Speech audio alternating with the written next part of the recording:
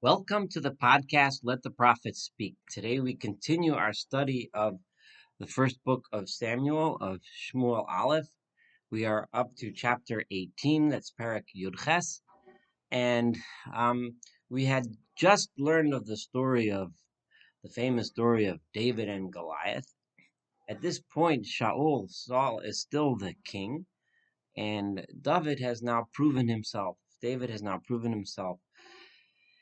uh, by by being the one who killed Goliath, and and now the promise that Saul had made that whoever kills Goliath will their family will be exempt from taxes, and he will be elevated to be the son-in-law of the king. We'll see how that plays out and how that gets fulfilled in the upcoming chapters. Now, we have been emphasizing the sin of Saul. What was wrong? What was Saul's mistake? And we've demonstrated repeatedly that his mistake was that he never understood the real purpose and the meaning of ethical monotheism, so to speak. The idea that the entire Tanakh, the entire Torah, is here to inculcate within us, and that is that God is not the same as um,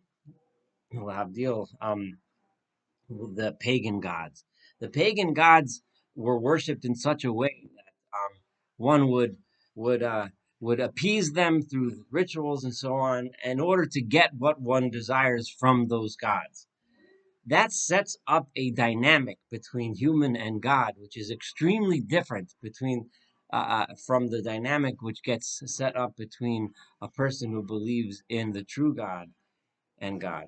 When one believes in a true God, one realizes and recognizes that what God wants from us is behavior, not ritual and sacrifice. What God wants from us is to live the way He asks us to live.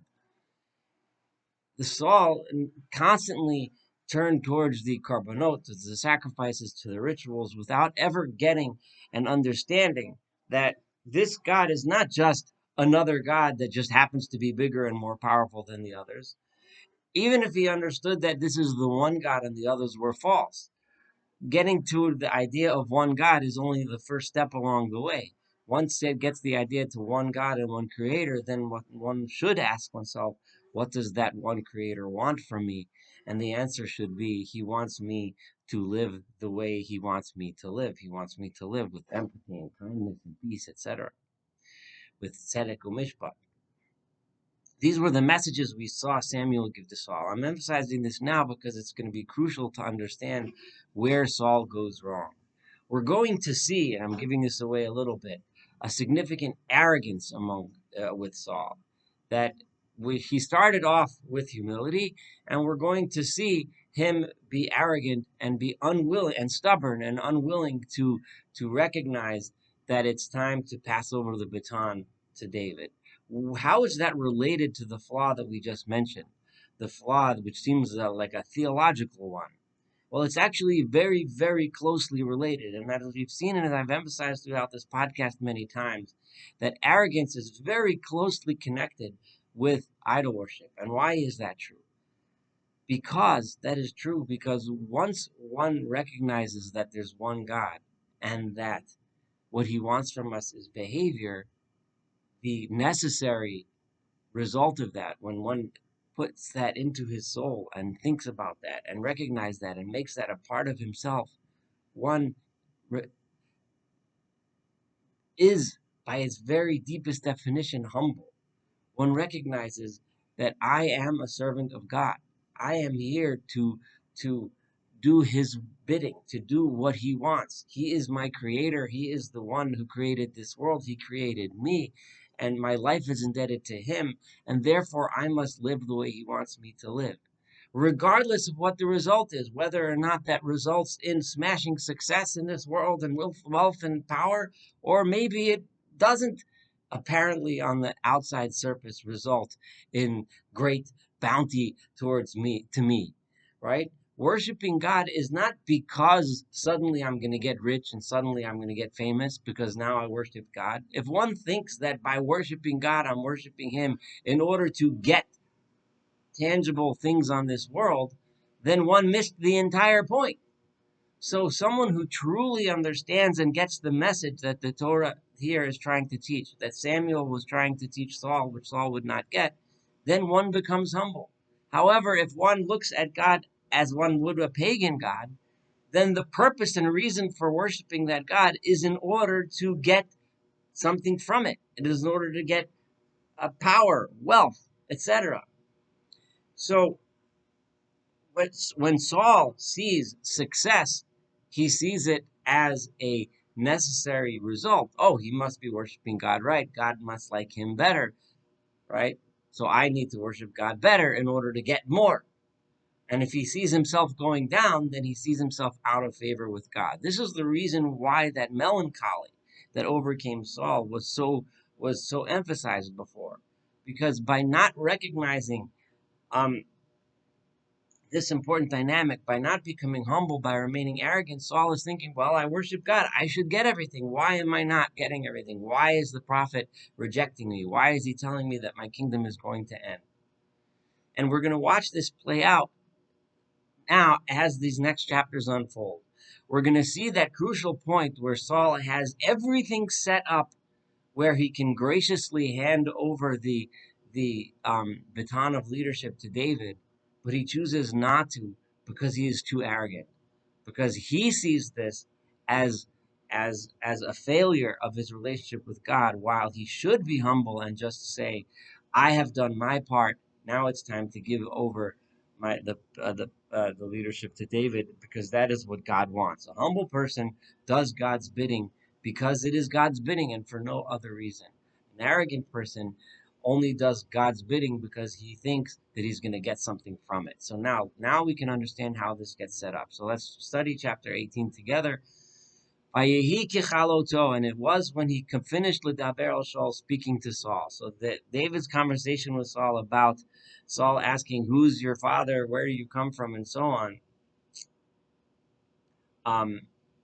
And David answered, I'm the son of Jesse, the son of Ishai. So now Saul knows which family has to get the tax exemption. The Nefesh Yehona's son and the soul of Jonathan, Nikshara Nefesh David, became tied and bound to the soul of David. The two, Jonathan and David, became very, very close, beloved friends. Vaye'ehaveu, and he loved him, Yehona's son. Jonathan did Kenafsho as himself. So there's a deep bond of friendship between David and Jonathan, which there's many reasons and many ways to look at the story, but I'm going to emphasize the fact that what this does is Jonathan, of course, is the heir apparent to Saul, right? This sets up a situation where it can make it extremely easy for Saul to graciously hand over the leadership next to David. Jonathan would easily, given this relationship, would easily have allowed for that. So the most obvious opponent to Saul's giving over the kingship to David would have been Jonathan, but here the verses are telling us, the story is emphasizing that that option was extremely viable. Saul could have handed over the leadership to David because Jonathan and David had such a close relationship. And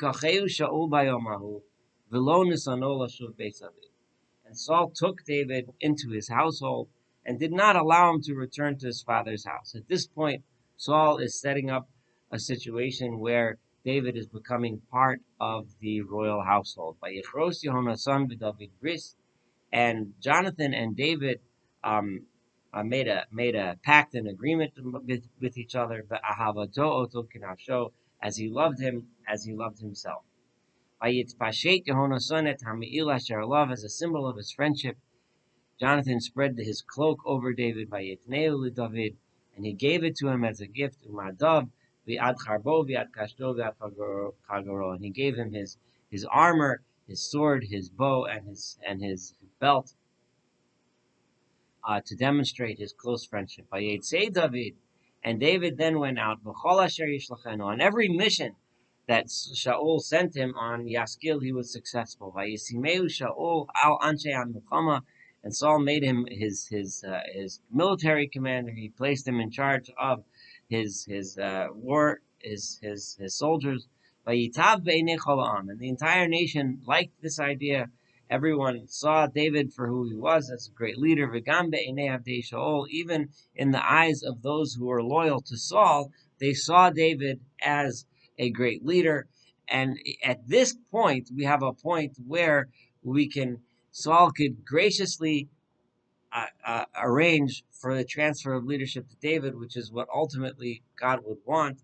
And unfortunately, Saul, as we'll see soon, will make a choice not to do that.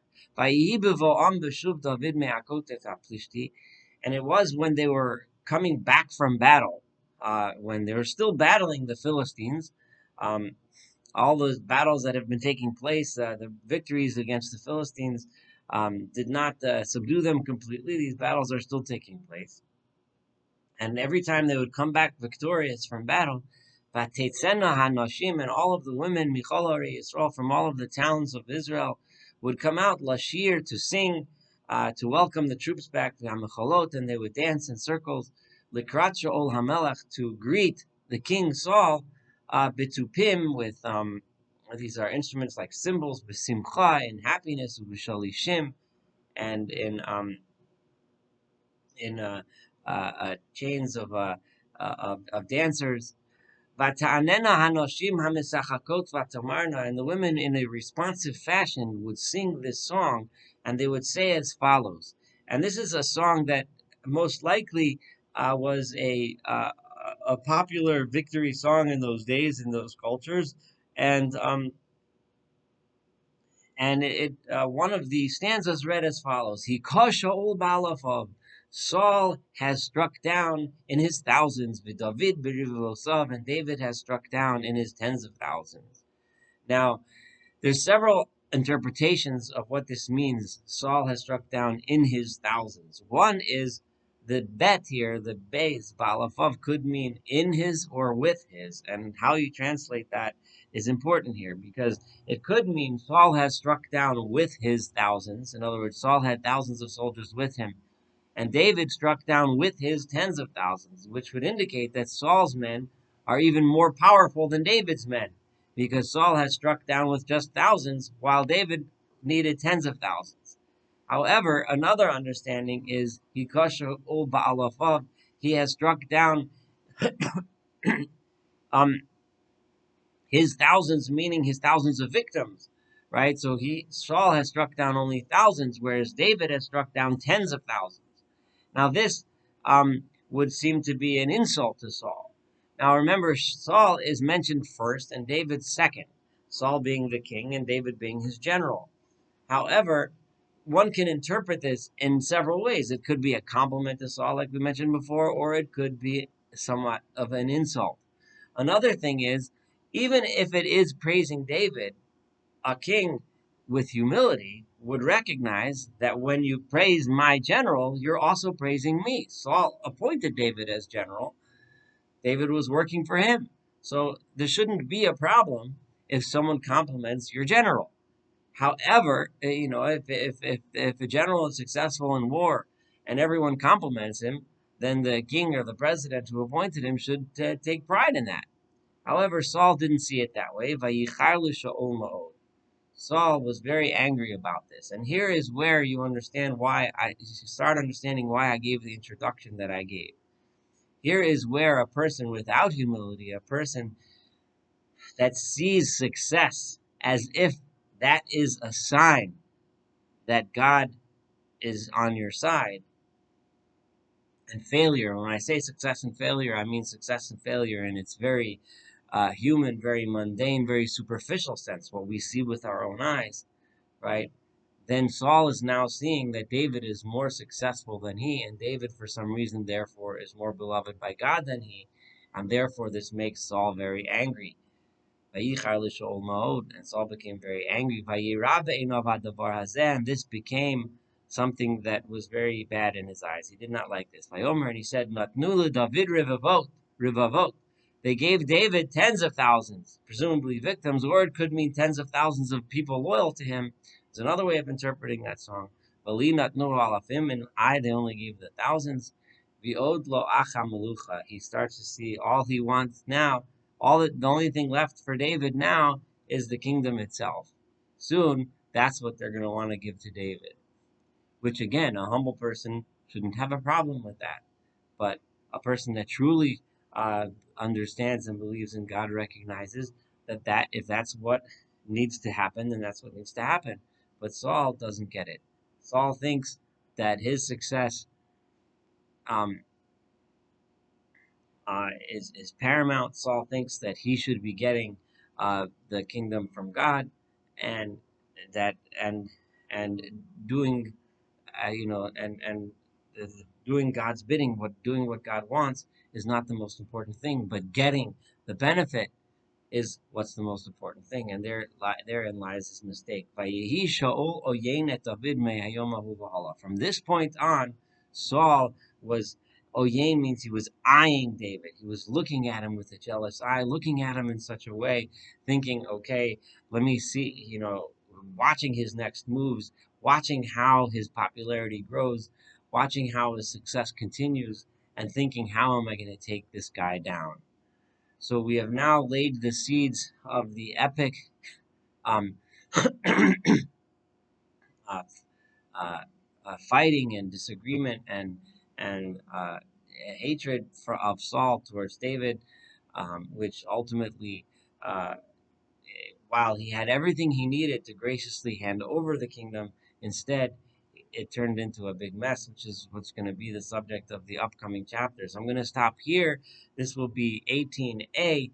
Thank you so much for studying 18a with me. Looking forward to finishing this chapter 18 together, and of course, studying this entire book of Samuel together.